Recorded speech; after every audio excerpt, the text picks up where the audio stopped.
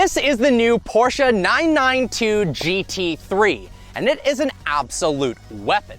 The release of a new Porsche GT car is always special, but something about this GT3 makes my heart sing. Perhaps it's due to the swan neck rear wing design. Borrowed from the 911 RSR race car, the design of the uprights allow for more clean air to flow underneath the wing, causing more downforce. It also happens to look mesmerizingly cool. Or maybe it's the GT3's 4-liter naturally aspirated flat 6 that screams to its 9,000 RPM redline.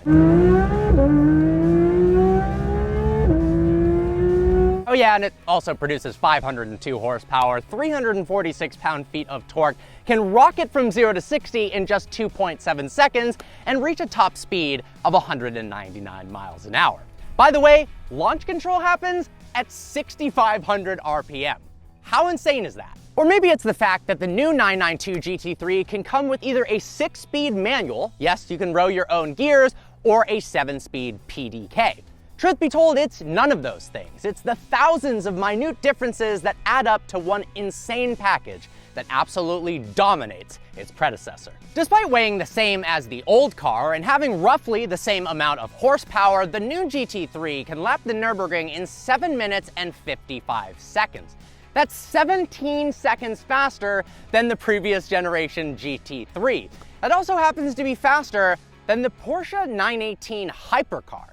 So, how is all this possible? Part of the reason is the Porsche's revised suspension geometry up at the front. For the first time ever in a road-going Porsche, they've implemented double wishbone front suspension lifted directly off of the 911 RSR. This improves corner balance and steering response. If you look carefully, you'll notice the front wheels are actually smaller than the rear wheels. They're 20 inches in the front, mated to 255 section tires, and 21s in the back, mated to 315 section tires. Part of that is so they can fit the biggest brakes possible on the GT3 at 408 millimeters in the front. The previous generation, for instance, was 380 millimeters. Interestingly enough, while you can customize the majority of the car, the wheels only come in one style. There are available in a bunch of finishes, however, like this one, where we've got this nice satin black and color-matched lip. The new GT3 starts at $161,000 and climbs sharply from there. The optional carbon ceramic brakes are $9,200, and that's if you can get the car for sticker, which is practically impossible. Traditionally, Porsche's carbon ceramic brakes have been denoted by yellow calipers, but for the first time ever, you can actually get them in black if you want to hide the fact you spent $9 grand on brakes. Not only is the 992 GT3 incredibly good looking, it's extremely aerodynamically efficient as well. We've got a carbon fiber reinforced plastic hood to save weight with heat extraction vents for the radiators, which helps increase frontal downforce. We've also got much larger brake cooling ducts in the front, gives it this gaping mouth vibe that kind of looks like a shark. Interestingly enough, this car is finished in what Porsche refers to as shark blue. Very fitting. Porsche's fitted the new GT3 with a much more aggressive rear diffuser. The new larger fins help produce 4 times the downforce of the previous gen car. All told, the new GT3 produces 60% more downforce than the old car in its least aggressive setting, and if you manually adjust the front splitter and the rear wing, it produces as much as 150% more downforce in its full track prep setting. We've also got a 20-pound lighter exhaust, which in this case is actually fitted with an R1 Motorsports titanium exhaust, which sounds insane. Listen to this.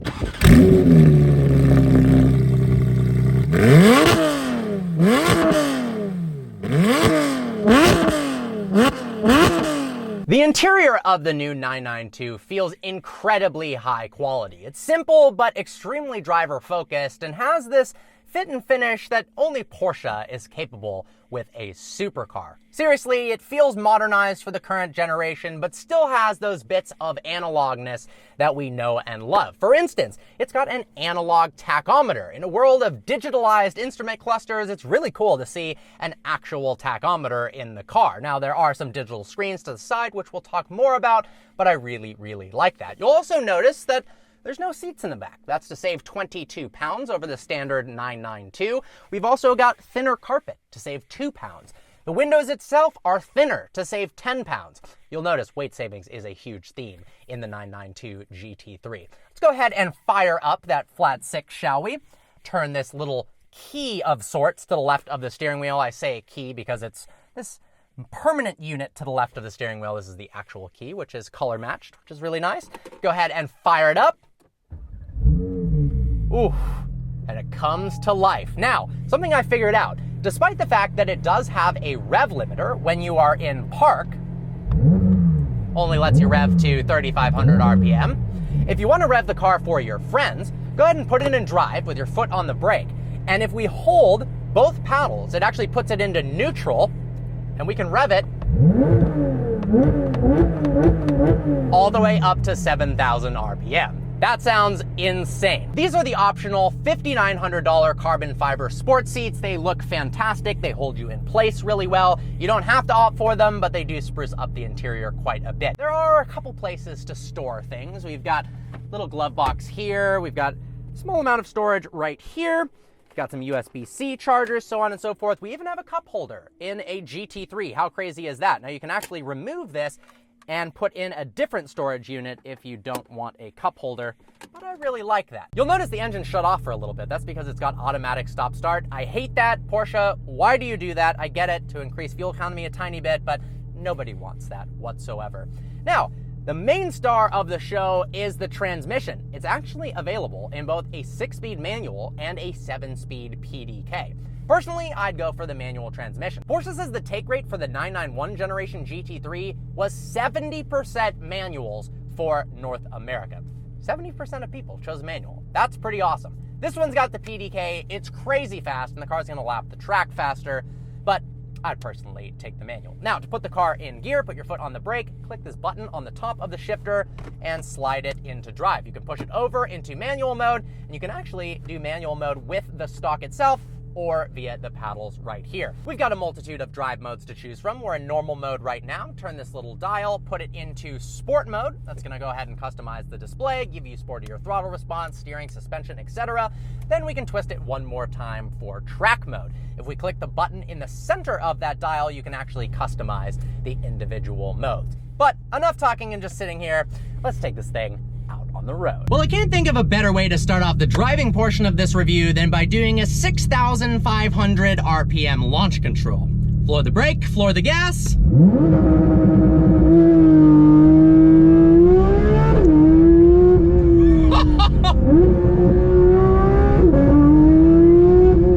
Listen to that sound!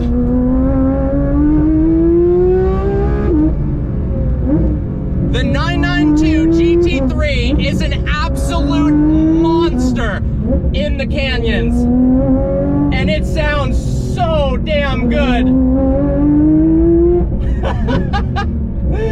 It takes a bit to get used to that 9,000 RPM red line because it just keeps pulling and pulling, and you think you can shift at 7,500 or 8K, and it's got more. I love the fact that we've got this little shift indicator light on the left and the right of the analog tachometer to help let you know when to shift. It's this little LED that changes to blue right when you need to shift. I wasn't even close to the red line there. Now, thanks to the double wishbone front suspension and that rear wheel steering, the handling on this car is unfrickin' believable. It's not like the previous GT3 was any slouch. In fact, it was one of the best driving cars in the world. But this is on an entirely new level. The turn-in is so razor sharp, and the in-corner stability and levels of grip are unbelievably impressive. 255s in the front, 315s in the rear. I haven't lost traction once in this car, and I'm pushing it hard. Those carbon ceramic brakes doing its job. Slow this car down so unbelievably well.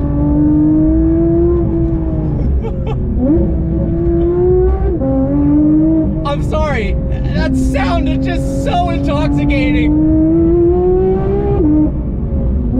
You know, at 502 horsepower, it's not the most powerful car in the world, and it's not the fastest either. But that naturally aspirated power band combined with one of the most intoxicating exhaust notes in the world results in a car that actually feels really, really quick.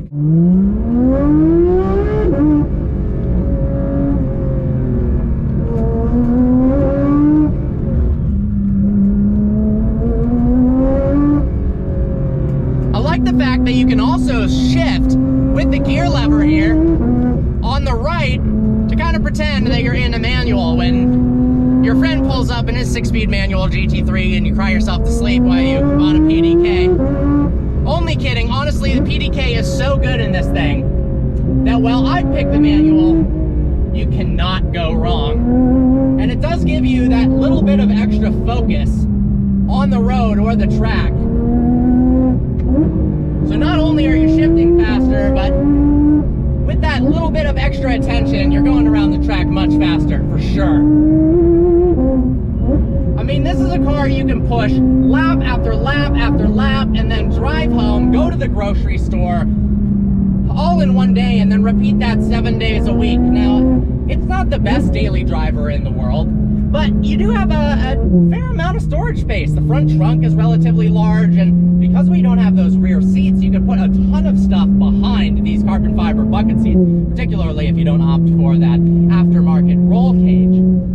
Visibility is fantastic. Let's go ahead and switch the car over to normal mode. Almost forgot where the drive mode selector was on the steering wheel. Now look, the suspension doesn't all of a sudden become that of a Rolls-Royce. It's still very firm. The throttle response is still good. The normal mode is kind of hilarious. Normal mode in Porsche jargon is like race mode in any other car. But then when you put it in track, you notice how much more there is that this car can give you. But if you put it in automatic mode, you're in normal, you can drive this car with relative ease. I don't know why you would do that, however. Definitely put it back into manual and then flick it over to track mode. We've got a series of buttons right here, one for the exhaust that does nothing in this case because we've got the aftermarket R1 Motorsports exhaust. We've got a button for the suspension. We can go ahead and make the suspension a little bit looser, even though we are in track mode right now. We've also got ESC, which we can turn off the stability control, and then we've got ESC/TC off, which is electronic stability control and traction control at the same time. All of our little creature comforts right here for the air conditioning as well. All right, how about another launch control? Because why would we not do another launch control? It just sounds so damn good.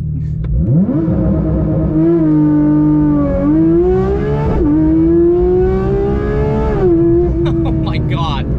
This cornering speed is fast. Yup, handled it with ease. All right, full on the brakes. Oh, that was a lot of accelerating and slowing down. Holy moly. Is the new GT3 better than the old GT3? Literally in every single way, from looks to interior quality to the driving experience, the steering feel, every single thing about the new GT3 is better. And honestly, I would take this new GT3 over the last generation GT3 RS. Which makes me wonder, how good is the new GT3 RS really going to be? You know, every time Porsche comes out with such a brilliant car, I wonder, like, there's no way they can top this. How could it be any better? And every single time they make it better. So I'm sure the GT3 RS is going to be absolutely insane. Now, for those of you who don't like the massive rear wing, and I don't know how you couldn't like it, but if you want your GT3 to be subtle, I guess, you can spec it out in black, and you can get the touring version, which comes without the rear wing. I don't really like that. I like the massive wing. I love the interior quality as well. Everywhere you look, it just looks nice. The design language is awesome. The choice of materials is awesome. You're in a luxury car's quality of interior, yet it is a sports car that can lap the track, the Nürburgring specifically, faster than a 918 Spider. It almost doesn't make any sense, yet Porsche has somehow pulled it off. But dynamically, the steering feel is unbelievable. The levels of communication are awesome, and just the initial turn-in, I mean, it almost turns faster than your hands and eyes can lead your body around the turn. That rear wheel steering just flicks the car into the turn in such a satisfying way. And then at high speeds, the rear wheel steering, the wheels turn in the opposite direction of the fronts for heightened stability. And stability you have. This thing feels phenomenal at high speeds. and at low speeds in the twistiest, tightest turns you could possibly throw at it. I am in love with the new GT3. Well guys, I hope you enjoyed today's video. Like always, please browse the channel and subscribe. I look forward to seeing you next video.